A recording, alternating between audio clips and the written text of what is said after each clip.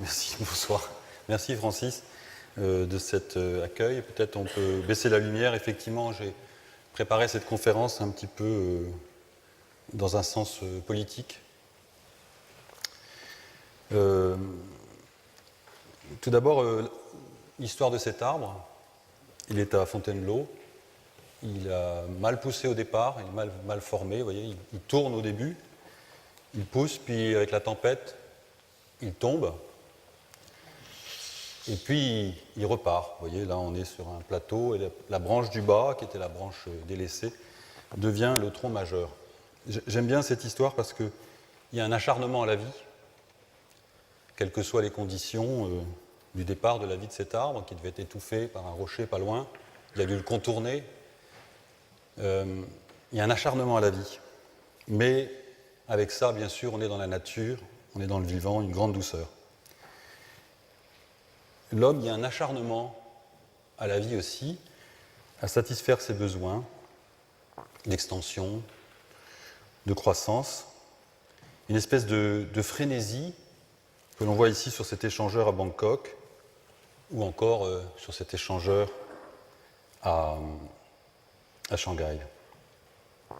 Alors, la croissance de la société, c'est grossir, et le développement d'une société, c'est améliorer. Vous avez compris où je veux en venir.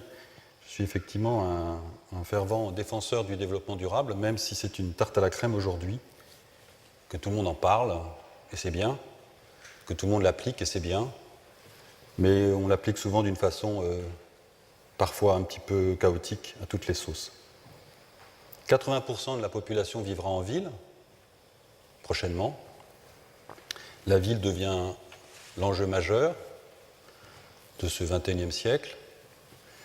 L'extension, pour ceux qui sont allés en Chine, avec cette croissance galopante, est impressionnante, et hélas, au détriment d'une nature. C'est-à-dire, je pense que l'univers que l'on a pensé comme le siècle dernier comme maîtrisable, comme inépuisable et comme prévisible, en fait, cet univers s'avère en réalité complexe, fini et incertain. Et donc, par rapport à cette frénésie de croissance, ici nous sommes dans une petite officine de Shanghai qui vend des pavillons, et ils ont massacré, c'est vraiment le mot, excusez-moi, un magnifique site au pied de colline pour créer ces îles artificielles et ces pavillons de luxe de 400 mètres carrés sur l'eau. Alors, on pourrait reprendre les propos de Michel Serres qui dit « Autant la nature donne à l'homme, autant celle-ci doit rendre à celle-là, devenue sujet de droit. » C'est le contrat naturel que nous propose Michel Serres dans un de ses écrits récents. Alors, certains pensent, à juste titre ou à tort, que la technique va nous sortir de tout ça, notamment c'est un grand courant de la pensée américaine sur le développement durable, sur la limitation des gaz à effet de serre, etc. Croire à la technique, penser que avec la technique, on pourra résoudre les problèmes de notre attitude d'une espèce de guerre que l'on a déclarée à la planète.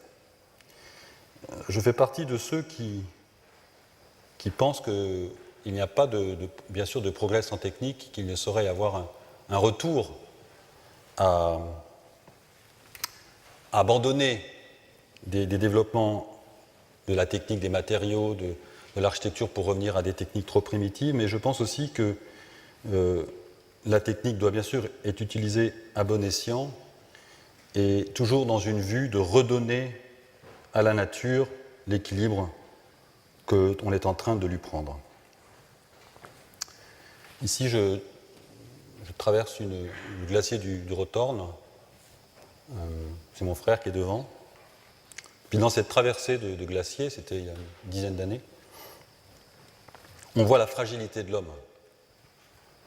On n'est pas très fiers, il y a des crevasses d'une trentaine de mètres partout, de profondeur, des séracs qui font 5, 6, 10 mètres, et puis on tourne autour.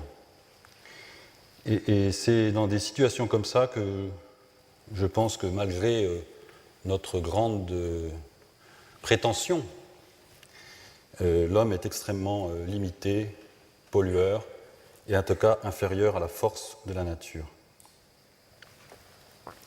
Alors, dans cette petite introduction, je voudrais la finir par un livre que je lis en ce moment, qui est Le plaidoyer pour l'arbre de Francis Allais, qui dit l'être humain, en dépit de toutes les prouesses technologiques dont il est si fier, est toujours incapable, en ce début du 3e millénaire, de construire un grand arbre, un petit aussi d'ailleurs. Ça, c'est un arbre à Lisbonne, qui est au milieu d'une place. Voilà, ces petits propos préliminaires sur le développement durable, sur le respect de la planète, pour introduire cette question, effectivement, que je posais à la Galerie de l'Architecture, pourquoi être politique ? Je dis souvent aux étudiants, quand je les croise à l'école de Versailles, et aux enseignants, et on en discute également avec Jean Castex de temps en temps, que l'architecture est d'abord un métier politique. Que vous construisiez une façade, que vous conceviez un quartier de maisons pour demain, l'architecture a affaire aux politiques, c'est-à-dire à la prise de position par rapport à l'environnement, bien sûr, mais aussi par rapport à la société, aux phénomènes de société. Ici, c'est un travail d'Antonio Gallego qui affiche depuis longtemps, il expose encore ça actuellement à la Force de l'Art au Grand Palais, qui affiche des posters comme ça, noirs et blancs. Ce sont des cabanes de SDF dans la forêt de Saint-Germain, et il affiche ça à Saint-Germain. Il affichait ça à Saint-Germain. Sans commentaire, sans rien, format de co. Une espèce de plaidoyer comme ça. La charte de l'environnement, qui a été signée par l'État français, dit toute personne doit, dans les conditions définies par la loi, prévenir les atteintes qu'elle est susceptible de porter à l'environnement ou, à défaut, en limiter les conséquences. Vous pensez bien qu'une telle phrase s'applique aux urbanistes, aux architectes, aux ingénieurs, aux maîtres d'ouvrage, aux maires, en première ligne. Les gens qui sont autour de l'acte de construire sont les premiers concernés par cette charte sur l'environnement. Alors, il faut être politique parce qu'on ne peut pas se résigner à la médiocrité. On ne peut pas penser que pour réaliser un logement ici, une résidence là, un quartier, le standard, la facilité, la médiocrité devraient prévaloir. Il y a d'autres issues, il y a d'autres façons de faire, et c'est un petit peu ce que je vais essayer de montrer tout au long de mon exposé. Ici, nous sommes dans une résidence à Versailles, pas très loin de l'école, et ici, nous sommes dans le sud, où des magnifiques collines au-dessus de Cabriès, près d'Aix, ont été massacrées, une, par un poste laxiste, et puis des petites maisons, où on me répète sans cesse, c'est ce que les gens veulent. La facilité, c'est aussi, bien sûr, toute la technique que l'on va poser de façon rapide, économique, sur les toitures, sur les hangars, une espèce de frénésie comme ça, de développement rapide, et je pense qu'il ne faut pas céder, il ne faut pas plier, comme dit le groupe Ne pas plier, qui avait fait ce porte-voix au défilé du 1er mai, il y a fort longtemps, c'est un travail de Gérard Perry-Clavel. Et à l'intérieur, il y a cette phrase utopiste debout, que beaucoup d'entre vous connaissent. Restons debout, restons utopistes, ne plions pas à cette facilité. Alors, effectivement, Francis, tu as bien cité l'agence. Une agence, c'est une équipe. Michel Delplace et Cyril Trétou, qui sont mes jeunes associés, et puis toute l'équipe qui serait trop longue de citer. Et je leur dis souvent, l'agence doit être comme un laboratoire. Autant que faire se peut, malgré les contraintes économiques de l'agence, doit être un laboratoire, doit être un endroit où on essaye, où on doute, et on refuse aussi de faire des choses qui ne nous semblent pas dans une certaine éthique. Une agence, c'est aussi un observatoire sur le monde, de même qu'une école aussi est un observatoire sur le monde, c'est-à-dire qu'il faut sans cesse s'informer, regarder, lire, comparer, pour travailler ce que j'appelle l'intuition, et puis pour travailler aussi ce que j'appelle le doute, qui sont pour moi les deux vecteurs de la création architecturale. Effectivement, les deux livres sur lesquels j'ai pu avoir la direction, et sur l'un grâce à Dominique Alba, et sur l'autre qui sont l'édition de livres dont vient parler Francis, qui sont un petit peu les résumés de ce que je pense un peu actuellement depuis 3-4 ans, une pensée que j'ai pu développer à travers les projets. Alors, l'agence Sanma vient de l'agence LabFac. Finn Geipel maintenant a sa propre agence, j'ai la mienne, et je n'ai pas pu m'empêcher de vous passer en 1 minute 30, 3 projets de l'agence qui m'ont beaucoup marqué. Donc la couverture des arènes de Nîmes en 88, qui a été remontée jusqu'en 2004, qui est effectivement la plus grande lentille pneumatique à ce jour, démontable, qui fait 90 mètres par 60, qui est une structure entièrement démontable, extrêmement légère, et où le matériau a évidemment une importance première. C'était pour moi l'occasion de mettre en parallèle le patrimoine, c'est-à-dire ces arènes, ce monument historique extraordinaire, et une grande modernité, qui est cette couverture. Deuxième projet qui nous a marqué, je pense, Finn et moi, c'était l'école d'art de Limoges, qui était une grande nef de 140 mètres de long, entièrement démontable, on va dire, à part le mur que vous voyez, qui devait être revêtu de céramique. C'est un chantier qui s'est fait à sec, à 90%. Michel Delplace a suivi tout ce montage. On ne parle pas de chantier, on parle de montage. Et je dis souvent, le jour où vous voulez démonter l'école d'art de Limoges, et bien vous prenez une clé de 12 et puis vous démontez. Et vous retriez le béton d'un côté, l'acier de l'autre. Et on voit bien ici ce rapport avec les arbres, à ce concours beaucoup cassé, tout ça. Et on est juste cette grande nef avec ses mezzanines et ses planchers en béton précontraint.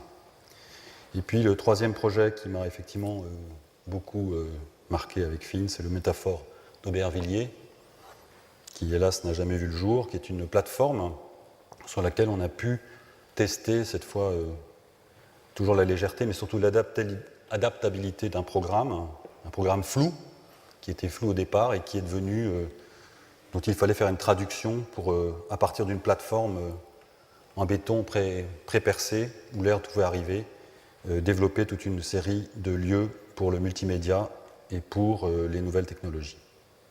Et puis un peu en 2000, au moment où l'agence LabFac explose, on s'occupe à ANMA de ce projet du théâtre de Tours. Et j'ai montré ce projet parce qu'il y a un site extrêmement contraint, on est dans un site historique, il y a une Cella Ronda dessous, qui est un temple romain, et le théâtre, c'est la partie rouge. Et vous voyez que le site est tellement exigu qu'il n'est pas question d'aller faire une centrale à béton, de passer trop de grues et de s'installer de façon très large, puisque la rue est très étroite devant. Et donc, on décide, après les fouilles archéologiques, on a retrouvé quelques personnes dans le sous-sol, on décide de monter cette charpente entièrement, le théâtre entièrement en métal. Donc c'est un théâtre métallique, ça ne se voit pas forcément beaucoup, avec des gradins, vous voyez les supports des gradins, vous voyez la partie derrière, et puis à l'intérieur de ces grandes poutres, comme des virandelles, sont logées toutes les salles de répétition, les locaux pour les costumes, les bureaux, etc. Et avec un travail sur un dénivelé par rapport à la rue qui nous fait gagner les mètres carrés précieux pour le hall, pour le bar qui est de ce côté-là. Voilà, c'est un projet qu'on a fini maintenant il y a 1 an et demi, et qui est parfaitement à l'alignement de la rue existante. Et avec l'architecte des bâtiments de France, l'échange s'est extrêmement bien passé, parce qu'il y a une espèce d'inclusion de ce travail de l'architecture contemporaine avec une façade en verre suspendue, avec ces escaliers croisés qui mènent à l'étage, qui finalement, une espèce de rigueur et d'alignement sur la rue fait que ce bâtiment contemporain s'intègre, de mon point de vue, assez correctement à l'architecture autour. Alors j'ai souvent démarrer des conférences sur cette histoire de qu'est-ce qu'un bon bâtiment. À partir du moment, de quel moment on dit c'est bien, est-ce qu'on a à voir avec la beauté?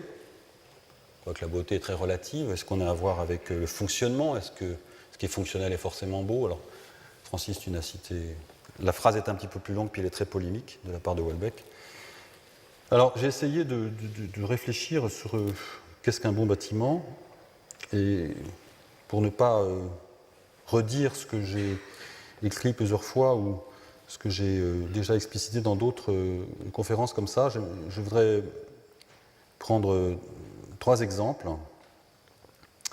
Le premier que j'adore, qui est un bâtiment fétiche pour moi, qui est le Palazzo della Ragione à Padoue, que je montre systématiquement, parce qu'il s'agit d'un bâtiment générateur, d'un bâtiment qui s'est adapté dans le temps, qui est devenu un bâtiment très public, avec des commerces en bas, qui définit 2 places de chaque côté.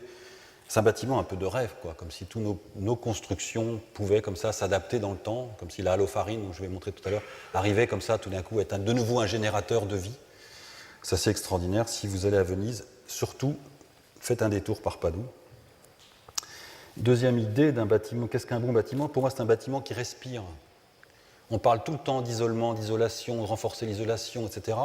Oui, mais si on laissait respirer un peu le bâtiment, donc l'idée c'est de, comme ça, comme une serre dans un jardin, c'est aussi un bâtiment qui respire. Et puis la troisième idée, ça c'est le bâtiment de Marcel Lodz, que j'aime énormément, qui sont à la Grand-Mare. C'est un bâtiment économe. Marcel Lodz à l'époque, c'est un chantier aussi à sec, du logement avec des planchers en résille métallique, extrêmement intelligents, judicieux, fantastiques, qu'il faut rénover aujourd'hui, qui ont des problèmes de feu, de stabilité, etc. etc. Voilà un peu 3 critères. C'est un bâtiment générateur qui s'intègre dans le site, qui fait son programme lui-même, un bâtiment qui respire dans son milieu, et un bâtiment léger et économe. Alors, ce diagramme, je l'ai montré, je ne vais pas l'expliquer parce que ça serait un petit peu long. En gros, je vais développer mon exposé sur 4 thèmes sur l'architecture, et après je parlerai un peu d'urbanisme. D'abord, je vais parler un exemple sur le site. Un bâtiment, c'est un bâtiment qui s'inscrit bien dans le site. Ensuite, on va parler du programme. Un bâtiment, c'est un bâtiment qui est intelligent par rapport au programme, qui ne le respecte pas à la lettre, puisque les bâtiments vont évoluer. Donc il s'agit de graduer, de faire une gradation du programme pour s'arranger à ce que les choses se mettent bien ensemble. Puis ensuite, on va parler espace-lumière, l'enseignement de la base de l'architecture, de beaux espaces, de la belle lumière, qui pour moi sont forcément liés avec la structure. Il n'y a pas de beaux espaces et de belle lumière sans une structure élaborée. Et puis on va parler confort et durable, compte tenu de tout ce que je viens de dire. Un confort aussi passif, et puis le durable, pour moi, c'est l'assemblage. Alors tout ça est relié par des réseaux, je ne vais pas refaire cette explication, il doit rentrer dans la sphère des normes.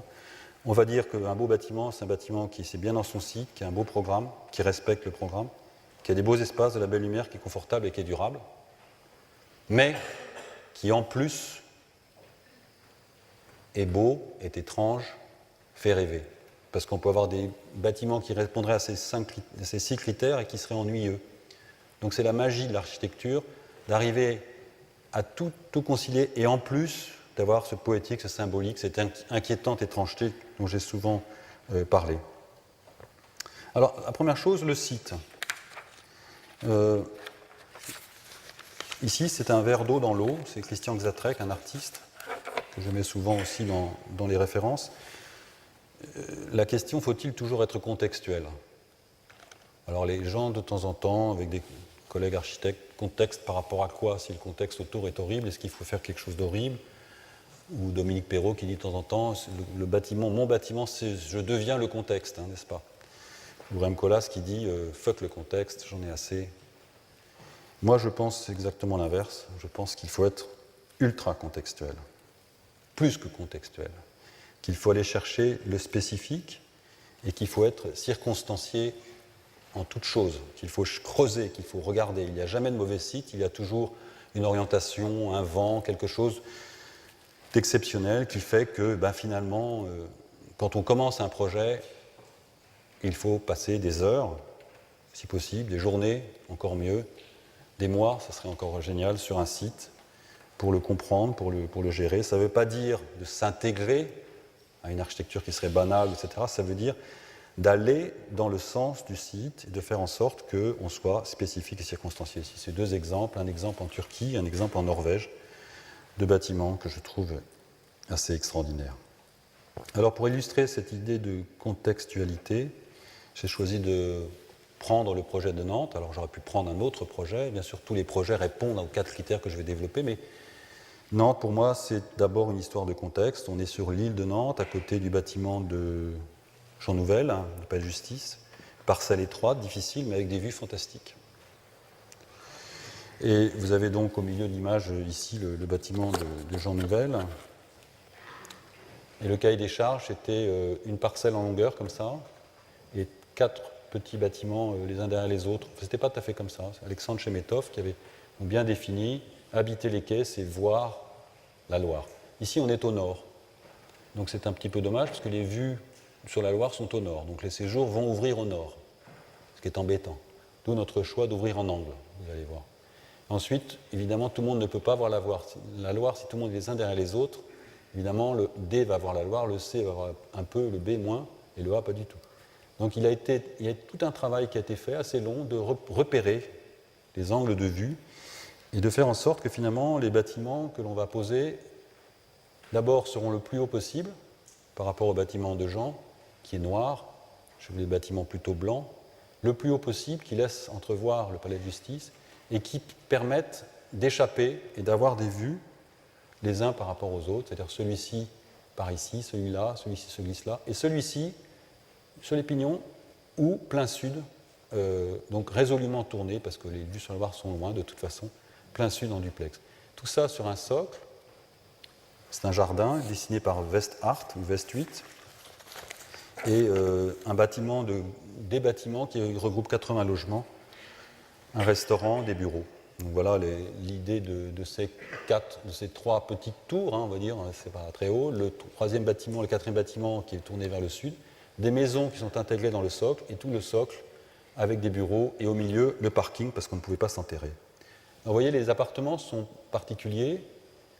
Pour voir le site, cette façon de s'intégrer un peu dans le site, c'est aussi d'ouvrir. Donc on a ici l'angle du séjour, qui est entièrement vitré, sans poteau, sans retombée de poutre, sans marche pour aller de là à là, ou juste le seuil pour l'eau, et donc une terrasse bois qui prolonge le séjour lui-même en bois. Et cette ouverture sur l'extérieur, pour moi, est quelque chose d'assez intéressant, puisque on est dans une certaine normalité de salle de séjour rectangulaire, et tout d'un coup, on ouvre les 2 sliding doors, et on est, qui s'escamotent dans le mur en plus, et on est totalement à l'extérieur. Ça donne ce type effectivement, de voisinage, de vis-à-vis, de vue sur la Loire, mais aussi, j'aime bien cette idée que sur cette parcelle, tous ces immeubles, les plus fins possibles, les plus étroits possibles, vont dialoguer entre eux et vont laisser entrevoir le bâtiment du Palais des Congrès, les maisons ouvrant sur le jardin qui est réservé là, dessiné par Alexandre Chemetov.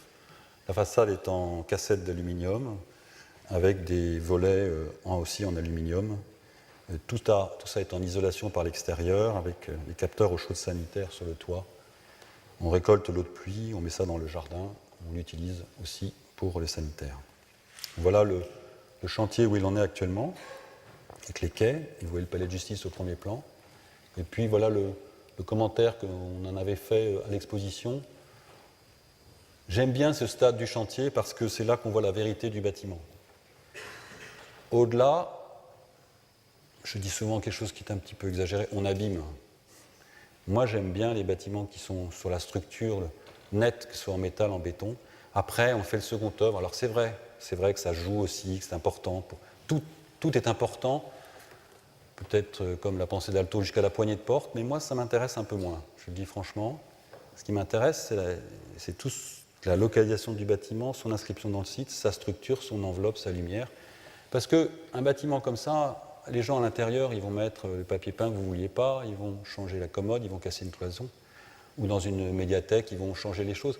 Je pense qu'un bâtiment doit être capable de résister à l'outrage du temps, parce que les programmes vont changer, et que finalement, un bon bâtiment, c'est d'abord un bâtiment qui sait résister à différents usages et qui sera toujours beau. Un bâtiment faible, c'est un bâtiment qui tient, la qualité, c'est la couleur de son mur. Ben, si on change la couleur du mur, eh bien c'est terminé.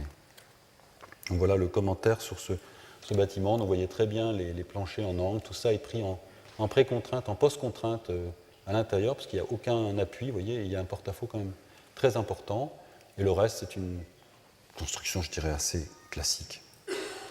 Deuxième thème, le programme. Et donc, ce que je viens de dire s'applique où s'arrête l'architecture. À quel moment, nous, architectes, on doit s'arrêter de dessiner? Alors, certaines personnes disent qu'il faut tout dessiner, le mobilier, les chaises, tout, une espèce de frénésie comme ça, tout voir, les dorures, comme autrefois. Je pense qu'il faut peut-être qu'on sache s'arrêter un moment, qu'on donne l'essentiel, comme disait François Schenck, juste l'essentiel, essentiellement juste, on donne l'essentiel et on s'arrête. Ici, c'est une œuvre de Jacob Gautel et Jason Karayan-Droz qui s'appelle Détecteur d'anges. C'est une pièce qui devait être posée dans l'espace public parce que quand il y a le silence absolu, on dit qu'un ange passe. Et cette lumière ne s'allume que lorsqu'il y a le silence absolu. Donc elle devait être posée dans l'espace urbain, et puis s'allumer quand il y aurait le silence absolu, place Fürstenberg ou je ne sais pas. Peut-être ne s'est-elle jamais allumée, mais je trouve que c'est une œuvre extrêmement poétique, essentielle et juste. Alors, pour moi, il faut arrêter, où s'arrête l'architecture, le thème du programme, il faut être adaptable, inachevé. Un bâtiment ne s'achève que lorsqu'il est occupé par les gens. La deuxième phase du chantier, c'est l'occupation par les gens. Même s'ils mettent du mauvais mobilier de chez Bruno, ou des horribles tapis, ou des horribles moquettes. Je pense que cette deuxième phase est pour nous, architectes, quelque chose qui fait partie de la vie du bâtiment. Et un bâtiment ne s'arrête pas à son inauguration. Vous savez, les belles photos magnifiques où il n'y a personne. Surtout, on enlève toutes les poussières, et puis on prend la photo. Je trouve qu'il y a là quelque chose qui me gêne énormément. Donc on a ici inachevé et appropriable. Il y a des petites serres, ici c'est dans la banlieue de Vienne, qui ont été posées, des espèces de beaux windows qui ont été posés par l'architecte et qui sont totalement occupés d'une façon extrêmement amusante, intéressante. C'est plus devenu un petit jardin d'hiver, c'est devenu autre chose. Et puis la magnifique estufa fria de serre froide de Lisbonne. Alors pour le thème du programme, de l'inachevé, de l'appropriable, de s'arrêter le plus tôt possible, dans l'architecture, j'ai choisi la Halofarine, qui est ici, que je vais présenter rapidement. Donc c'est un bâtiment qui existait, il stockait la farine, qui a été bombardé en 1944-1945, détruit en 1946, reconstruit en 1946-1947 par Honegger, à côté des Grands Moulins. Voilà, et il y en a exactement la même Halofarine à Rouen. Exactement le même bâtiment de Honegger qu'on a découvert par hasard. Ici, c'est les Grands Moulins qui ont été restaurés par Rudy Ricciotti. Et puis il y a deux autres bâtiments ici qui sont en train de pousser, et puis deux autres ici. Tout ça, c'est un plan masse de Christian de Porzenpark, avec l'idée qu'on va franchir les voies, donc toutes les rues vont monter. Et pour nous, c'est embêtant parce que la Halofarine, elle est là, vous voyez, et les rues vont monter jusqu'à 4 mètres de haut, et nous, notre sol, on est dans le sol de référence. Donc on a eu un problème d'adaptation au niveau. Une architecture intéressante parce que très saine, extrêmement bien construite, extrêmement rationnelle, un élève de Perret, avec des clins de béton, une voûte au milieu, une travée centrale avec un poteau au milieu et 2 travées latérales. Une façade qui a un intérêt, pour ma part. Les autres concurrents, on était 5 sur le concours, on avait le droit de construire devant, derrière, au-dessus. Nous, on a choisi de ne pas toucher la façade, de garder l'enveloppe et de se glisser à l'intérieur. Donc vous voyez, actuellement, on en est là sur les façades. On a repris ce système de clins en béton, c'est du béton de fibre pour protéger le soleil. Le chantier n'est pas fini, bien sûr. Alors l'idée, ça a été d'introduire le programme de l'Université de Paris 7 qui demandait 13 amphithéâtres à l'intérieur des farines, de la Halofarine. Il ne faut pas mettre de poteaux au milieu de l'amphithéâtre. Donc, les autres concurrents avaient essayé de mettre 2 poteaux, 3 poteaux. Imaginez l'amphithéâtre avec des poteaux ici. Donc on a décidé de mettre les amphithéâtres à l'intérieur des farines comme on met un bateau dans une bouteille.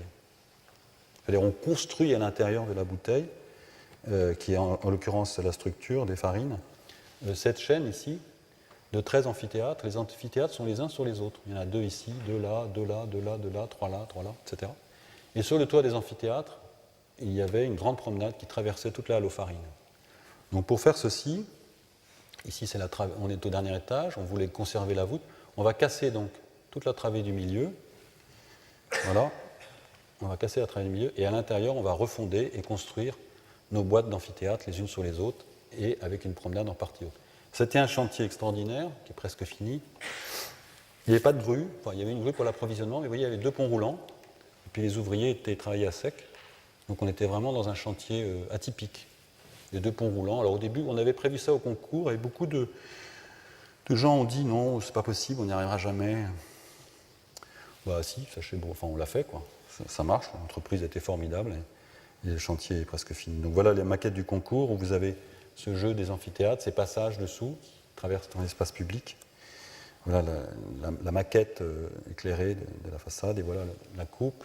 Donc vous voyez très bien ce qui s'est passé, c'est que la photo que je vous ai montrée avant, on allait de là à là, on traversait tout, vous voyez. Et maintenant on n'a plus que la partie du milieu. Ça, c'est les difficultés inhérentes à notre métier, de comprendre pourquoi on ne peut pas faire ça, pourquoi on peut faire ça, etc., pourquoi on doit faire ça. En l'occurrence, je n'arrivais pas à comprendre pourquoi je trouvais ça formidable, tous les box des étudiants, qui étaient une grande partie du programme, qui étaient sur le toit des amphithéâtres. Et puis ça ne marchait pas avec Paris 7. On a eu du mal, on s'est un peu accroché. Finalement, j'ai compris que quand il y a des manifestations étudiantes, d'aller chercher les étudiants au 4e étage, sous la halle, c'est pas possible. Je vous assure que c'est ça la raison. Donc il a fallu fermer, remonter les amphithéâtres de 240 places, les mettre en haut, fermer la partie du milieu. Il reste toujours 60 mètres à peu près, ou 55 mètres, ouverts, sous la voûte, l'espace que vous allez voir, qui correspond au-dessus de ça. Et sinon, le reste, c'est un petit peu différent. Mais on a gardé le parti d'origine, avec une modification au fur et à mesure de l'APS, de l'APD. Il y en a eu 2 APS, 2 APD, 2 DCE, etc. Alors, le principe, c'est d'avoir des voiles qui ne sont jamais parallèles aux travées latérales qui sont conservées, dans lesquelles il y a les salles de TD. Et ça, c'est les amphis, les salles de TD donnent directement sur l'extérieur. Vous voyez, ces voiles ne sont jamais parallèles et vont créer comme ça une certaine tension dans le bâtiment. Donc ici, c'est la vue, la perspective extérieure, avec les 2 grands passages des discussions avec Christian de Portzamparc qui nous ont amenés à bien structurer ces passages pour que ça soit des passages publics. On traverse sans entrer vraiment, on entre dans le bâtiment, mais on peut traverser. Et la seule chose qui est extérieure, vous voyez, c'est le restaurant universitaire qui est traité comme un grand kiosque, qui est en travaux pour ceux qui sont passés sur le quai, une charpente métallique. Tout le reste, c'est de la maçonnerie, du béton, des parpaings, du dur. Moi qui adore l'acier, le métal, le verre, on a fait un chantier dur, parce qu'on est à 1 000 € le mètre carré, qu'on a des contingences, qu'on a des contraintes budgétaires extrêmement fortes, et qu'on a surtout un programme extrêmement lourd à intégrer à l'intérieur de ce bâtiment. Vous voyez, on a mezzanisé à mort, on est toujours là, on est tout en haut, on est sous la charpente, on est en train de monter un amphi de 240, vous en avez un autre derrière, la partie centrale ouverte sera au milieu, et on a ouverte les verrières. Donc voilà la grande photo du chantier qu'on a présentée à la galerie d'architecture, commentée aussi, avec les formes au milieu qui sont pliées, vous voyez, pour retrouver une orthogonalité en partie haute. Et puis on voit bien les mezzanines et les ouvertures directes sur l'extérieur pour toutes les salles de TD. Je pense qu'il s'agit d'un plan là relativement libre, relativement simple. On peut avoir quelques regrets sur la flexibilité qui n'est pas encore tout à fait maximum parce qu'on a été contraint par des tailles de salles de TD qui ne rentraient pas dans une trame mais dans une trame un tiers, donc il a fallu faire le tiers en plus, etc. Mais je pense que ce bâtiment va s'adapter au fur et à mesure de l'usage parce qu'il est suffisamment fluide et suffisamment ouvert pour lui aussi accepter, chose qui ne tardera pas à venir, des modifications, des nouvelles implantations, etc. etc. Troisième thème, c'est l'espace et la lumière, c'est l'essence même de l'architecture.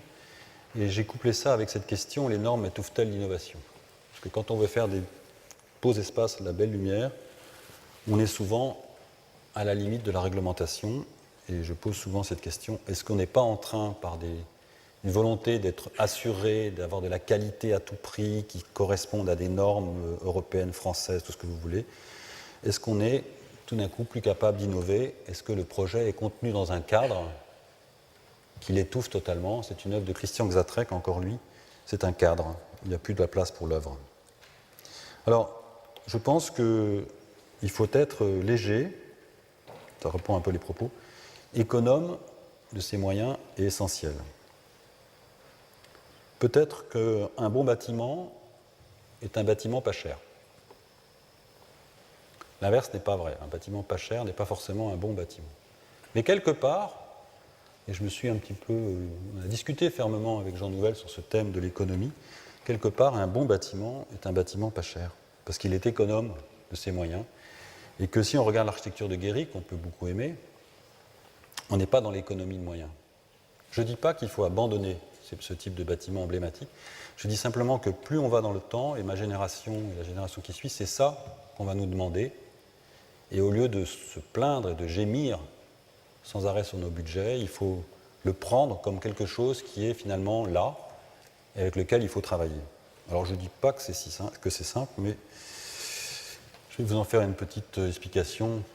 Je sais qu'il y en a beaucoup qui connaissent ce projet, mais je voudrais revenir un petit peu sur cette histoire-là. Nous sommes à Grenoble, nous sommes dans le léger, l'économe et l'essentiel. C'est un petit gymnase, on avait gagné avec Phil Geipel la salle Omnisport qui se situait par ici, puis le maire a abandonné, et puis il y a une reconsultation pour faire une partie du programme qui était le gymnase de 20-40, comme ils disent, 24-44, un type C, et donc le terrain était à côté d'un parking, et ça c'est la voie TGV qui arrive, et la gare est juste ici, ça c'est l'Isère.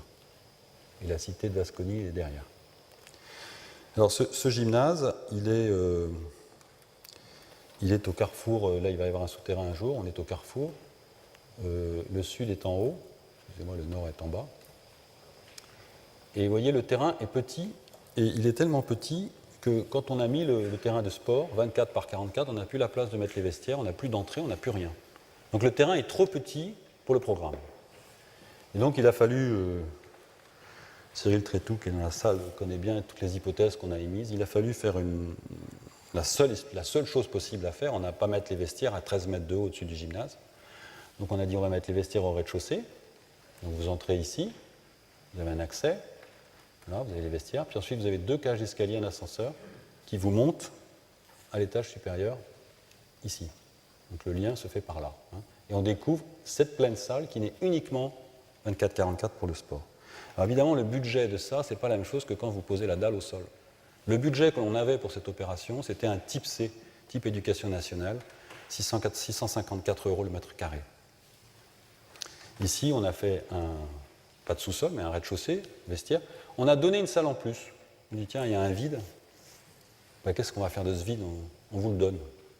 Voilà, ils ont une salle de plus, la ville de Grenoble. Petite salle ils ont dit, on n'utilisera jamais. C'est pas vrai, ils y ont mis plein de choses.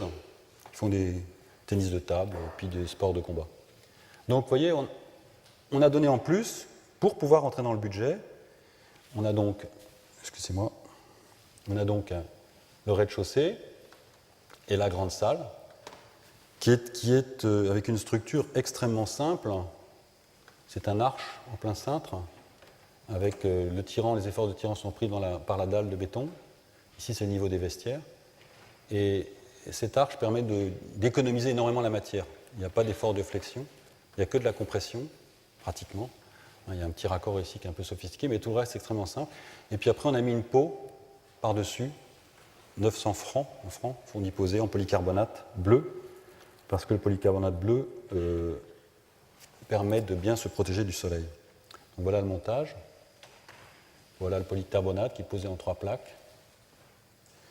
Et voilà l'intérieur. Alors, j'avais une angoisse terrible, 2 angoisses. Première, on avait une angoisse, le son, l'acoustique. Parce que ça, c'est une chambre d'écho magnifique. Vous claquez les mains, clac, clac, clac, clac. Donc là, quand on était là, déjà, ça allait mieux parce qu'il y avait ces baffes. Donc l'idée a été de construire des baffes, où il y a la structure métallique ici, de mettre de la laine de roche dessus, c'est de la serrurerie, c'est un chaudronnier qui a fait ça. Et puis de les assembler par 4, le chantier s'est fait sur place, on voit un début d'assemblage, et de suspendre ça pour profiter du dessus et du dessous du baffle, et de créer la surface absorbante nécessaire, en plus des pignons qui sont bien sûr aussi absorbants. Puis deuxième angoisse, le thermique. Alors j'ai pas de clim, parce que d'abord je ne suis pas pour la clim, et puis j'avais de toute façon pas d'argent.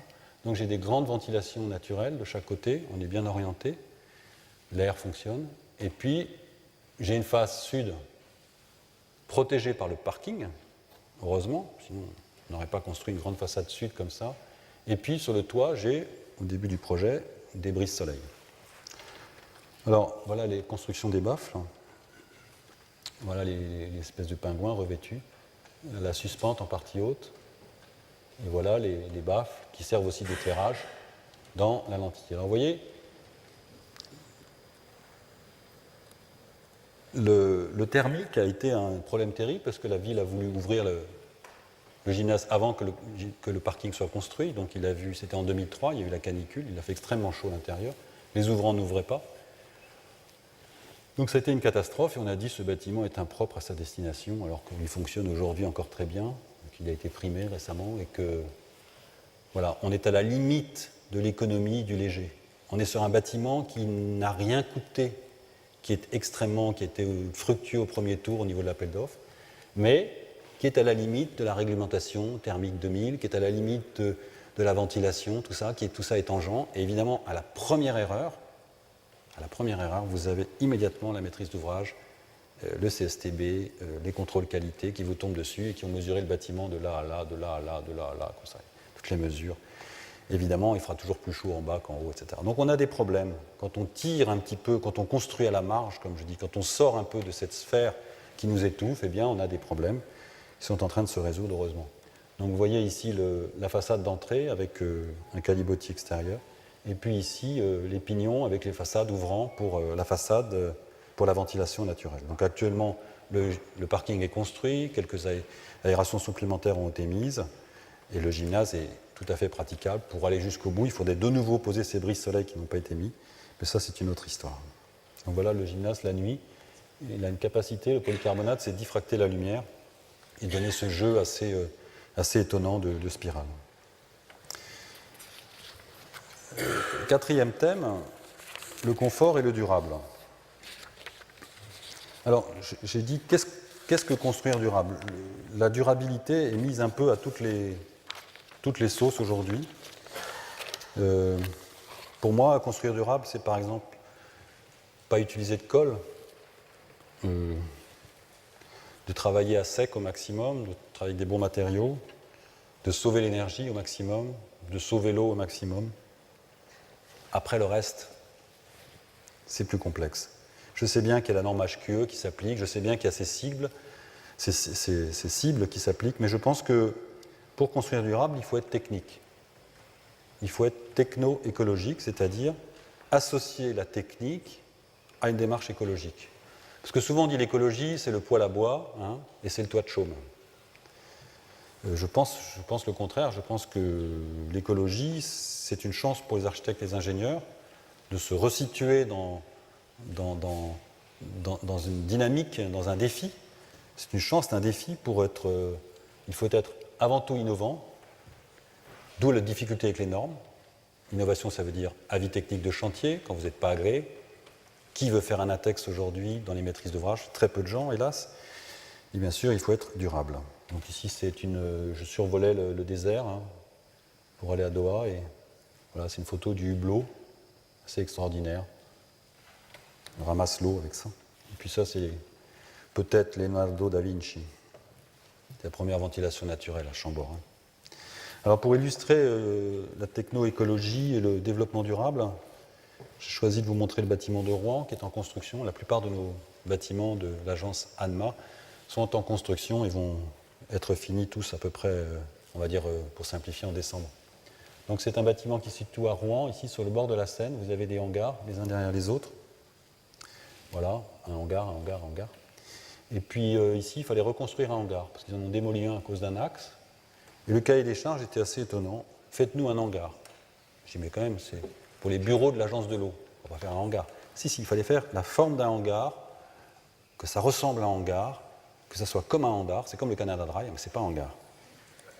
Alors effectivement, nous, on a joué le jeu. On a fait un hangar. On s'est amusé à la ventilation naturelle pour les parkings. On a des fenêtres assez hautes. On utilise de la brique, double pot, brique intérieure que vous voyez ici, un peu là, brique extérieure, châssis, menuiserie acier, etc. Donc on développe notre hangar. Et puis la particularité de l'agence de l'eau, c'est qu'ils ont plein d'agents qui circulent en voiture pour une heure de rendez-vous, qui reviennent, qui vont chercher le dossier, qui repartent. Donc il y avait un parking ici, au rez-de-chaussée, on ne pouvait pas bien sûr s'enterrer, un accueil, et puis un étage de bureau, 2 étages de bureau. La décision a été de relier le niveau haut du rez-de-chaussée avec le premier étage avec le rez-de-chaussée. Le parking est dessous par un grand plan incliné. Et comme on ne voulait pas mettre de climatisation, parce que moi je suis contre la climatisation, de temps en temps elle est obligée, mais si on peut éviter. Donc on ne voulait pas mettre de clim et que l'été, comme on a un système d'atrium qui peut faire chaud, on a décidé de rafraîchir par l'eau. C'est l'agence de l'eau. Donc c'est le premier immeuble de bureau à rafraîchissement par eau. Donc on récolte l'eau de pluie qui tombe sur le toit, on la met dans une citerne, il y en a deux, il y en a une ici, une là, et puis il y a une pompe qui remonte ça, et quand il fait chaud, quand il commence à faire un peu chaud, eh bien on lâche de l'eau qui va ruisseler, qui va être repris ici, qui va revenir ici. Donc l'entrée est ici, et ce qui est intéressant, c'est que vous avez un effet perspective assez extraordinaire. On discute souvent de perspective avec Jean Castex à l'école, mais ici il y a un effet de trompe-l'œil, parce que le point de vue d'un plan incliné qui monte, bien sûr, n'est pas le même que celui du plan horizontal. Il va se situer au même axe, mais un petit peu au-dessus. Et donc, vous avez un effet perspectif incroyable qui vous agrandit l'espace. Donc, voilà l'atrium. La partie entrée et dessous, dans notre premier étage, vous voyez la partie haute. Et ça, c'est le plan incliné. Voilà, ça, c'est la perspective du concours. On n'a pas encore tout à fait élaboré les choses, mais on a déjà la verrière avec les capteurs solaires photovoltaïques. Il y a aussi l'eau, il y a les 2 étages de galerie, et puis l'idée c'était de mettre de l'eau, puis il y avait un petit peu de végétation qu'on a abandonnée, et des paliers qu'on a abandonnés. Vous voyez, la porte du parking est là. Et finalement, ce système marche bien, il est jumelé avec on a beaucoup d'inertie dans ce bâtiment, puisqu'on n'a pratiquement pas de faux plafond. Donc on a beaucoup d'inertie, on a la brique et les planchers béton, donc on peut rafraîchir la nuit. On a des clapets qui s'ouvrent, toutes les menuiseries ont des énormes clapets, avec les problèmes de bruit, etc. On rafraîchit le bâtiment la nuit en été. Donc là, vous avez le fonctionnement l'été, le jour, et l'été, la nuit, le rafraîchissement. Donc c'est un bâtiment qui se termine aujourd'hui et qui est assez étonnant parce qu'on a toujours le point de vue sur ce vide et sur cette rampe centrale qui sera, elle, habitée par une œuvre d'Emmanuel Saulnier, qui est un artiste qui travaille beaucoup avec l'eau, avec le verre, et qui va mettre des espèces d'aiguilles de Mikado qui vont monter jusqu'en haut, qui seront pleines d'eau pure, de l'eau qui ne bougera jamais, et qui sont posées au-dessus de l'eau qui va ruisseler ici. Donc il y a un travail de l'eau sur l'eau qui est assez intéressant au niveau de la lumière et de l'ombre, parce que ces tubes sont en pyrex et diffractent énormément la lumière. Donc on voit ici par où arrive l'eau, la cuve qui est dessous, et puis l'eau qui va ruisseler. Et puis à l'intérieur de ce volume, il y a 2 escaliers, aussi avec une fausse perspective, c'est-à-dire qu'ils ne sont absolument pas perpendiculaires au palier, qui sont fuyants. Alors sur cette photo, on ne s'en rend pas très compte, mais quand on est sur place, ce qui est intéressant, c'est qu'on a la point de vue de haut, du dessous, du milieu, et qu'avec l'œuvre d'Emmanuel, ça va être une chose assez intéressante. Voilà pour les 4 bâtiments que je voulais vous présenter. Je vais essayer de parler un petit peu d'urbanisme, puisque c'est la caractéristique de l'agence. Depuis 2000, on fait à peu près 40% de notre activité, c'est de l'urbanisme. Et cette question qui m'obsède en ce moment. Parce que le prince, c'est le maire. C'est le président de l'agglo. Si on monte au-dessus, ça peut être le président de la République. Mais parlons de nos petits princes à nous. Les maires en France sont extrêmement puissants dans le cadre bâti. Vous savez, c'est eux qui prennent la décision finale, c'est eux qu'il faut convaincre. Qu'on soit un développeur privé, un investisseur, un architecte, un urbaniste. C'est lui qu'il faut convaincre, c'est lui qui donne le permis de construire. Qui conseille le prince? On est loin de la période de Laurent le Magnifique, où je vous rappelle que les conseillers étaient des philosophes, des artistes, des peintres, des sculpteurs.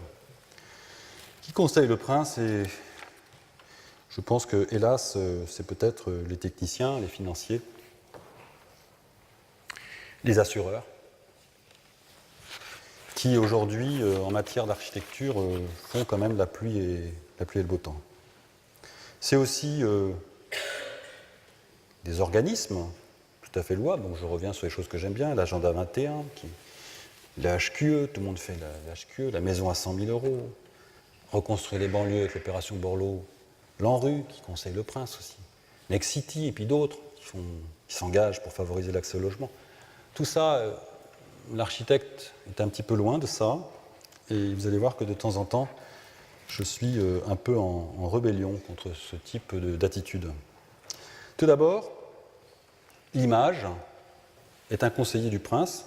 L'image et la séduction. J'étais dans un jury un jour et il y avait quelqu'un, une conseillère municipale, qui disait, je dis, qu'est-ce que vous en pensez, madame? Moi, je ne suis pas séduit par ça. Ça, je suis séduit. Mais ça, non, je ne suis pas séduit. On jugeait un concours sur la séduction.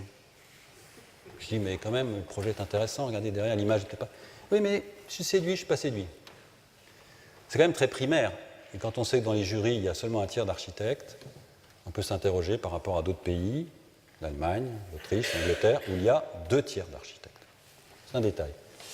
Donc ici, c'est en Chine, c'est assez étonnant, parce que d'abord, j'ai vu la publicité, vous voyez, Versailles, Montmartre, l'Arc de Triomphe, habiter Paris. Hein, et puis c'était construit, la vacherie. Tout est construit, hein, c'est extraordinaire. C'est à côté de Shanghai, dans la banlieue. J'ai l'impression que l'image est un peu floue. Alors, je vais vous montrer 40 images à la suite de concours, parce qu'on a fait 80 concours ou 80 projets, je ne sais plus. Donc, des images qu'on nous demande. On vient de rendre un concours, on est au stade de l'esquisse, il nous demande 8 perspectives. Et il faut le savoir, soit on est au stade de l'esquisse, on est dans l'intention, et on ne peut pas faire des perspectives aussi précises, soit on est à la fin, on fait des perspectives. Toute l'ambiguïté de notre métier de séduire par l'image. Je pense qu'il faut s'arrêter, il faut peut-être marquer une pause entre tous les architectes et dire maintenant on rend des concours en noir et blanc, un peu de couleur, pas de perspective, seulement une maquette. Ça serait bien. C'est une loi qui commence à passer dans d'autres pays. Donc voilà des images, je vais certainement me tromper dans les noms. C'est lycée à Montgeron, perdu. Patinoire à Grenoble, perdu. Patinoire à Grenoble. Projet en Chine, à Qingpu, gagné. Médiathèque de Chartres, perdu. Médiathèque de Chartres, perdu. Patinoire à Montpellier, perdu. Montpellier, perdu. Projet en Chine, un hôtel, gagné. Projet en Chine urbain, transformation d'un ancien théâtre de Mao Tse-tung, gagné. Projet en Chine, jamais arrivé jusqu'au bout, bureau à Pudong. Gymnase à Orsay, gagné perdu, premier, mais ils ont pris le second. Projet perdu à Saint-Denis, perdu. Ça, c'est un projet qui me tient à cœur. La façade enveloppe de l'île Seguin, une résille en tensegrity. Passé le premier tour, deuxième tour, perdu à une voix, confère le texte de Chalin. Voilà, l'île Seguin, façade enveloppe, perdu. L'île Seguin, façade enveloppe, perdu. Projet en Chine, gagné, finalement pas fait. Toujours le même. Projet pour le lac d'Aliane, gagné, mais rien ne s'est passé. Un hôtel, gagné, rien ne s'est passé. Concours à Beauvais, perdu. Concours à Bordeaux de bureau, perdu. Mémorial Charles de Gaulle, perdu. Immeuble à Boulogne-Billancourt, avec Christian Ovette à gauche et nous devant. Logement bureau, perdu. Théâtre de Châtenay-Malabry, gagné, en réalisation. Châtenay, en réalisation. Corniche de Doha, avec Jean Nouvel, gagné. Toujours en attente. Concours rapide pour Arras, perdu. Bâtiment de Marcel Lotz, c'est une maquette en cours. Immeuble à Shanghai, Chao-Ching, gagné une fois, perdu ensuite. Le même. Projet à Versailles, perdu. Dommage, parce que c'est les étangs Gobert au-dessus. Souci. La Seine-sur-Mer, on s'est trompé d'enveloppe, en papier dans une mauvaise enveloppe, pas jugé. Le même. Projet perdu, la RATP, rue des Pyrénées, perdu. Projet RATP, perdu. Projet à Pajol, perdu. Pajol, collège Pajol, perdu. Projet à Perpignan, récemment, perdu. Projet à Ponto-Combo, centre culturel, perdu. Ponto-Combo, perdu. Projet à Abu Dhabi, pas retenu. Abu Dhabi. La Chine, Shanghai, perdu. Projet avec ING pour Bayonne, perdu. Voilà. C'est pas satisfaisant. Mais c'est la réalité. Je pense que n'importe quelle agence peut faire la même chose. Ça serait même assez intéressant un jour de faire une espèce de grand défilé comme ça de projets. Alors, les décisions sont prises, le prince est conseillé comme il peut, et je pense que très souvent c'est le consensus mou. C'est-à-dire, on veut essayer de satisfaire tout le monde, que les gens soient contents, qu'on n'ait pas d'embêtement. Donc comment éviter le consensus mou? Ça c'est Frank David, il faut être têtu. Je fais ce que je dis ce que je fais. Mais ça c'est un artiste qui le dit, c'est pas un politique. Et il le fait, il se met à fleur de peau, vous voyez. Alors effectivement, on est dans notre génération qui faisons de l'urbanisme, on est dans cette histoire de Jamel Clouse disait la ville gentille et la ville méchante. Moi j'ai dit plutôt la ville aimable et la ville dangereuse. La ville dangereuse, c'est la ville de nos quartiers qui a brûlé, qui a eu.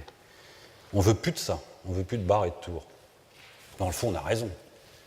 Mais est-ce qu'on veut vraiment plus de tours? Est-ce qu'on veut vraiment plus cette forme de densité, sachant que les quartiers ne sont pas si denses? Alors on veut la ville aimable. Alors je n'ai rien contre Apollonia, mais c'est aimable. Hein. On fait des villas superposées, des petites colonnes florentines, vous voyez. Ça, c'est un très grand immeuble, c'est une très grande barre. Elle est juste derrière la Défense. Puis il y a des petites colonnettes florentines, il y a des arches qui sont faux, hein, ça c'est du top. Les gens adorent ça.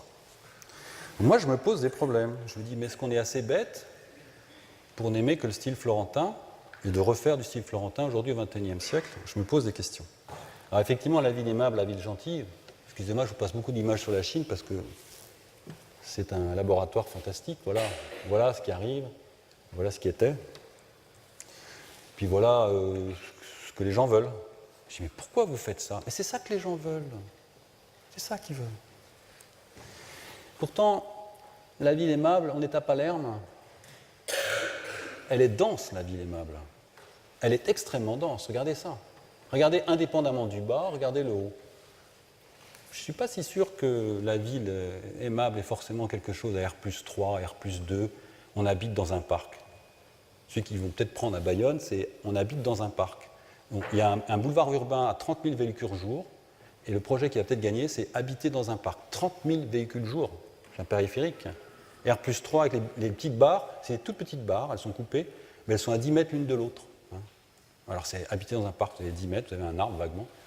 Moi je ne comprends pas ça. Et ça, c'est. Effectivement, les gens, ils veulent ça. Ils veulent quoi? Ils veulent se retrouver, ils veulent de la convivialité, ils veulent des choses, ils veulent des parcs. Là, on est sur le canal, là, tout près de chez moi, là, le canal. Donc, cette ville méchante, cette ville agressive, elle a beaucoup de vertus. Et je n'ai pas pu m'empêcher de vous présenter ça, j'espère que je ne suis pas trop long. C'est l'immeuble de Montfermeil dont on parle, Clichy-sous-Bois, Montfermeil. J'y ai travaillé il y a 3 ans avec Rabah Merzaimesh, qui est le réalisateur de Wesh Wesh et qui vient de sortir un film. J'ai vu ça, j'ai cru qu'il avait disparu, mais non, il tournait la suite. Donc ici, c'est Cerfus, si je ne me trompe pas. Donc voilà la cité aujourd'hui, qui a beaucoup de qualité dans ses espaces verts. Et puis, avec Rabah, qui est en dessous, là, vous voyez là, il m'a montré sa cité. Je m'étais fait agresser dans cette cité, au point. Hein, il m'a montré la cité le soir, la nuit. Il m'a expliqué, bon, il y a des lieux de deal, il y a tout ce que vous voulez, mais il y a des quartiers bien individualisés. Ici, il y a les Cambodgiens, ici, les Africains, ici, etc. etc. On a fait une carto, le génie du lieu, on a fait une carto de sa cité. Et on a essayé de faire un contre-projet à ça, à la résidentialisation mal faite. La résidentialisation, c'est un mot terrible, on a toujours du mal on accroche quand on le dit, parce que ça accroche quand même. La résidentialisation, c'est de faire des parcelles, des îlots, dans des immeubles qui sont des barres. Donc, de la barre à l'îlot, peut-être qu'il faut éviter. De l'îlot à la barre, on l'a fait, est-ce qu'on va repasser de la barre à l'îlot? Moi, je dis comment éviter de passer de la barre à l'îlot. C'est pas que je suis contre l'îlot, c'est pas que je suis contre la parcelle, mais dans certaines situations, comme des situations des grands quartiers, je pense que c'est pas ça qu'il faut faire et qu'il faut réfléchir un peu différemment. Bien que, c'est toute la problématique du travail qu'on mène actuellement, on soit obligé de faire des lots, de faire du public-privé bien défini, séparé, etc. Donc vous voyez, le projet de Rabah, il était simple. Hein, on va faire l'action numéro 1 ici, elle va entraîner l'action numéro 12, je ne sais plus où elle est. La 12 peut entraîner la 13, qui peut être entraînée par la 2, donc c'est des projets déclencheurs. À l'époque, on parlait beaucoup de ça. On fait un projet, au lieu de faire un projet urbain, on fait un projet, un micro-projet, puis ça va générer de la ville. Et c'est vrai. La ville, ce n'est pas que de l'espace public qu'on déroule, comme une moquette, des pavés, des machins. La ville, c'est d'abord des bâtiments vivants, où les gens peuvent se retrouver. Et donc, on a eu la chance de réaliser ce bâtiment dont parlait Francis tout à l'heure, maison des services publics, vous avez au rez-de-chaussée ici. Et c'est vrai que ça a changé totalement la physionomie de ce lieu. Alors, vous avez la tour de Zerfus, vous avez l'agrandissement qu'on a fait, que je ne vais pas présenter, avec les fameuses lames qu'il fallait changer dans les 2 heures, et ça a été vrai. On avait plus de 180 lames d'avance. Puis les services municipaux savaient les changer tout seuls, donc ce n'était pas un problème. Ça a pu être caillassé. Au début, après l'inauguration, parce que faire un bâtiment en verre à cet endroit-là, c'est complètement fou. Mais l'épilogue de l'histoire, c'est que les bosquets vont être rasés à 70% et que cette tour va être démolie et mon bâtiment aussi. Donc c'est mon premier bâtiment démoli. Alors maintenant, des projets urbains très rapidement, parce que ça serait peut-être un peu long, et puis je ne vais pas abuser. Dunkerque, effectivement, c'est 1000 logements. Alors aujourd'hui, on critique la génération qui était avant nous, qui a construit trop vite, 2000, 3000, 10 000 logements. Ben, je sais que Yves Lion va faire 800 ou 1000 logements, que je ne sais plus qui fait 1500 logements. Enfin, tout d'un coup, là, on construit. On construit vite et avec du privé, parce que l'argent, la puissance publique n'a plus tellement d'argent. Donc là, le projet, c'est ça. On rentre dans Dunkerque par c'est Neptune 2, ça c'est Neptune ici, et puis c'est le Grand Large, c'est magnifique, c'est ouvert sur Malo. On nous demande de faire, donc c'est une friche, friche portuaire, donc il reste un bâtiment ici, qui est une ancienne, un fronton, là, un ancien hangar, et puis le petit bâtiment des syndicats, on va garder les deux. Donc, première idée, un quartier de ville, on ne va pas faire un quartier de bar et de tours. Ce n'est pas tellement ce que j'avais envie de faire, en l'occurrence, mais vous allez voir. On fait des places, on continue les places, puis on fait un système viaire assez simple, avec l'axe ici, et puis on introduit quelque chose qui est assez surprenant, qui est un crescent, un peu la tradition des crescents anglais. Pourquoi ? Parce que j'ai 300 maisons individuelles à faire. Comment vous faites de la ville dense avec 300 maisons individuelles ? Vous faites des résidences, comment vous faites ? Donc l'idée a été de dire, on va les grouper, on va les serrer les unes contre les autres, ça va être plus économique, et puis on va les mettre autour d'un parc, et du coup, ce qui compte, c'est cette forme. Oui, c'est de la forme urbaine. Là, on est dans un paradoxe qui peut contredire ce que je viens de dire. Pas tout à fait, on est dans la forme urbaine. On met comme ça les maisons individuelles ici serrées, qui prolongent ce parc, qui permet d'aller sur le Grand Large. Et puis sur le quai, on met des immeubles à gables pour la ventilation naturelle, et puis derrière, des immeubles intermédiaires. Voilà. Donc, voilà le plan masse. Je vais vous montrer des vues de cette partie-là, qui sont des immeubles. Voilà, ce sont ceux-là, là. Ça, c'est le crescent.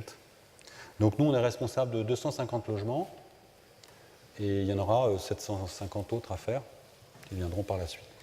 Donc c'est assez rare qu'on gagne un projet d'urbanisme et qu'on fait la réalisation, mais en fait, c'est l'inverse. On a un projet, comme il n'y avait pas d'argent pour faire de concours d'urbanisme, on a fait directement le concours d'architecture. Puis on a dit aux architectes, bah, vous fournissez le plan masse, puis on l'utilisera. C'est assez ubuesque. Donc voilà les immeubles à gables devant. Et voilà mes amis, donc les promoteurs. Et ils avaient tous le nez dans les plans. Mais c'est bien, c'est leur métier, c'est normal, ils vont vendre. Donc ils étaient dans les T2, les T3, il manque une porte, ici il y a ça. Là. J'ai dit à maman, mais arrêtez, vous savez qu'on est en train de faire une ville là, en 3 mois. C'est une ville. Parce que je voulais pousser un peu la rue là, montrer les cours, nous on regardait. J'ai dit, écoutez, il faut que vous veniez à l'agence voir la maquette. Alors, il n'était pas question. Puis finalement, ils sont finis par venir à Paris, puis on a vu la maquette. Alors, ils sont tous autour, il en manque encore un peu. Puis vous voyez cette grande maquette qu'on a fini par monter, qui est assez grande. Et là, on se rend compte qu'on fabrique un bout de ville. Qu'on n'est pas en train de vendre des appartements. On est dans un bout de ville. Donc ça prouve bien que la mission d'urbanisme, qui aurait dû être en amont de Dunkerque, qui n'a pas été vraiment là, elle est absolument indispensable. Et que la chose normale, c'est de faire un concours d'urbanisme, étude de définition, de choisir un urbanisme, et puis c'est lui qui conseille le prince. Donc voilà ces maisons à gables avec des extracteurs d'air naturel, une ventilation naturelle, des panneaux photovoltaïques dans l'autre sens, et des façades. Alors on dit Michelin fait du néo-flamand. Ça m'amuse, ça va être tout en métal, en bois, et c'est extrêmement contemporain. Ça, c'est les immeubles intermédiaires derrière, je vais vite parce que je suis trop long. Et ça, c'est les immeubles, les maisons en bande, avec le parc au milieu. Alors vous voyez, je n'ai pas pu m'empêcher. Je n'avais pas gagné le concours avec une tour, on a rajouté cette tour, R+12 après. Ça manquait de densité, ce lieu. Il fallait quelque chose de fort. Alors, on rentre de réunion, là j'étais en réunion à Dunkerque, ils n'en veulent plus. Ça, c'est la partie de l'île sud. Ça, c'est l'île. Je vais aller vite. Excusez-moi, je suis peut-être un peu long. Donc, c'est Faubourg d'Arras, Faubourg d'Europe. On veut relier les deux quartiers. C'était un quartier de bars et de tours. Il reste ça. Les biscottes, là, ont été démolies. Il reste surtout la résidence sud, là. Et donc, la stratégie, c'était de désenclaver, de mettre nos maisons individuelles, de nouveau, de faire des îlots ouverts avec des rues, donc éviter la résidence, faire en sorte qu'on soit dans des rues, de maisons en bande, qui est tradition du Nord, hein, donc on est dans des vraies rues. Et puis tout d'un coup, il y a un parc qu'on crée avec tous les équipements publics à l'intérieur, et avec vous voyez l'immeuble Résidence Sud qui est ici, que vous avez vu sur la photo, eh ben, il se prolonge ici par tous ces immeubles qui sont en gradin, qui sont en fait des bars, hein, je ne le dis pas parce que c'est des immeubles intermédiaires à gradin. Mais c'est la même chose, vous voyez, il y a une barre ici, il y a une barre là, et puis vous voyez, je prends la même logique. Mais finalement, on crée quelque chose, une densité qui permet d'absorber ces immeubles individuels, où là aussi il y a des vénelles intérieures, on a des espaces privés qui deviennent des espaces publics. Il y a tout un travail sur le semi-public, semi-privé. Donc voilà la vue, vous allez voir la juxtaposition. Donc vous avez ici le gymnase, l'école qu'on va couper en deux, la rue va passer au milieu, parce qu'il y a une maternelle et une primaire. Ça va sauter, on aura la liaison. Et puis il y a tous les équipements publics qui vont s'articuler là. Et voilà la résidence sud. Voilà un peu l'histoire de ce parc, qui est un magnifique parc dessiné par Pascal Cribier. Donc vous avez bien l'idée d'un parc actif d'équipement. Là, il y a des bons espaces, il n'y a pas 10 mètres, il y a plutôt 80 mètres entre les bâtiments. Donc on emmènera son enfant à l'école par le parc, mais on fait de la maison, hein. On fait de la maison individuelle. Parce que l'idée, c'est que les gens n'habitent plus loin dans la périphérie, mais qu'ils reviennent habiter en centre-ville, et comme ils veulent des maisons, ben on essaie de faire des maisons. C'est louable, hein, ça procède d'un bon sentiment. Voilà le parc avec mes bars, et puis un bâtiment public, une salle de spectacle qui serait dans le parc. Et Pascal a beaucoup joué sur les hauteurs, il voulait qu'on voit la ville de Lille, donc on est sous une toiture végétalisée. Je vous fais sauter beaucoup d'une ville à l'autre pour vous montrer 3 exemples. Ici, c'est Mulhouse, concours qu'on vient de gagner. Centre-ville est ici, la Tour de l'Europe avec le projet de Reichen. Un quartier magnifique, construit par des Italiens, maçons italiens venus travailler à Mulhouse, mais complètement en déshérence sociale. C'est les gens qui ne peuvent pas accéder aux résidences HLM. Hein, c'est vraiment le fin de parcours, ils vont dans des sous-locations de sous-locations, marchands de sommeil. Quartier totalement déstructuré au niveau social, avec une grosse caserne ici. Donc là, l'idée a été assez simple. Le maire voulait que d'autres gens viennent habiter là, donc il fallait donner une qualité pour que habiter Vauban-des-Pères à Mulhouse, c'est impensable aujourd'hui. Donc c'est un parc qui est creusé au milieu de l'espace, en plein cœur du site, qu'on arrive à faire grâce aux espaces mutables, et puis ce sont habités le long d'un parc. Ce sont des maisons de ville superposées qui traînent, vous voyez, sur ce très très long parc, qui vient un parc presque aussi grand que les grands parcs de Mulhouse. C'est une stratégie assez simple, opérationnelle, qui est déjà en activité, avec des architectures qui viendront plus tard. Le projet de Rennes, qui est un projet urbain au centre, ici c'est le bâtiment de Christian de Porzenparc qui s'est mis ici, il y en aura un autre ici. Ça c'est le Liberté qui va être en concours, on est derrière la place. Et c'est une place qui devait être entièrement vide. Donc il fallait dessiner une place vide, pas d'arbres, pas de fontaine, parce que les fêtes foraines s'installent là. Donc c'est une stratégie d'espace public, et vous voyez, on a un grand mail, et puis on a des cercles qui sont de couleurs différentes, et qui seront avec de la végétation mobile qui se mettra en place, et qui pourra repartir se garer ailleurs. Ça c'est le bâtiment de Christian, l'autre bâtiment, ça c'est le bâtiment qui vient de gagner, là. Ça c'est le Liberté, et puis un autre bâtiment qui est là, qui est tout neuf aussi. Et chaque espace, qui sont des espaces culturels, cinéma, salle de spectacle, le NEC, a son parvis coloré. Et l'idée, c'est de le faire jouer comme une scénographie. Alors, quand il y a les forains qui arrivent, on enlève notre petite végétation mobile, et puis ils ont la place totalement libre. Et c'est travailler avec juste des éclairages de couleurs différents et des matériaux de granit très légèrement différents. Et puis ensuite, une œuvre de l'Oulipo qui va venir, des clous qui vont ponctuer l'espace. Ça, c'est les essais de notre ingénieur mécanique. Je vous promets, pour savoir si le poids de ces wagons qui font presque 4 mètres de long, pleins de végétation, pouvaient bouger. Vous voyez les wagons ici, ils sont sur roulettes, on les installe, on les pose, ils donnent une échelle à cette place, et puis on les déplace quand c'est fini. Et ça, c'est les kiosques du parking, parce qu'il y a un parking de 700 places dessous. Je vais terminer par ce projet de Metz.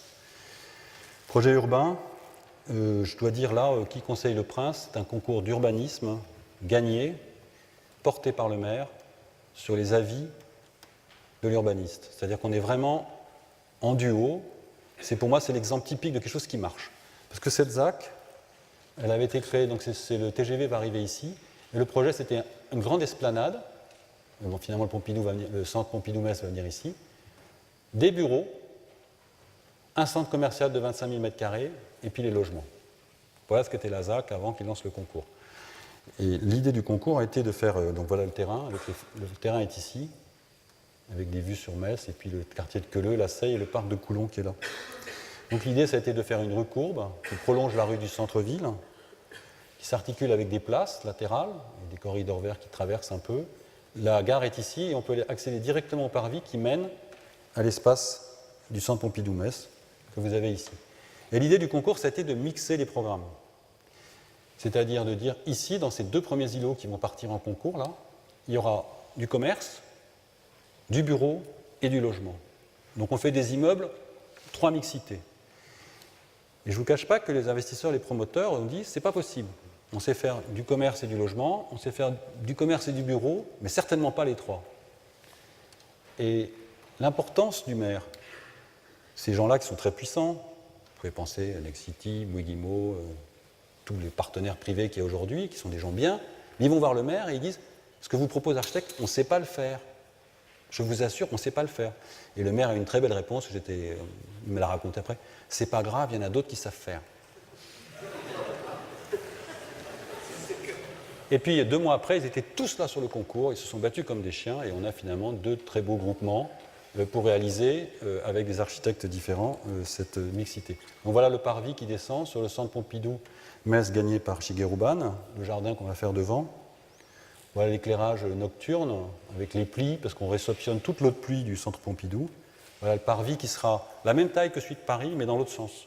Et puis dans la pente dans l'autre sens, c'est-à-dire qu'il descend vers l'entrée, et puis il est végétal, parce qu'on a inversé les poutres, et on garde suffisamment de terre pour pouvoir planter, pas des gros arbres, mais de la végétation. Et l'idée, c'était de faire un parvis minéral végétal avec une grande nef sur le côté.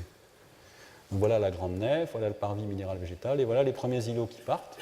Et voilà donc l'idée de 7 lots, 7 architectes, 2 promoteurs groupés, en plus c'était des groupements, donc il y aura un concours pour ça, etc. Et puis le cahier des charges, c'est celui-ci. 8 mètres de commerce, 25 000 m² de commerce, donc qui s'articulent sur l'ensemble de l'îlot. 2 étages de bureaux qui sont sur le toit des commerces. C'est pas mal, ils ont une terrasse plantée, ils sont bien.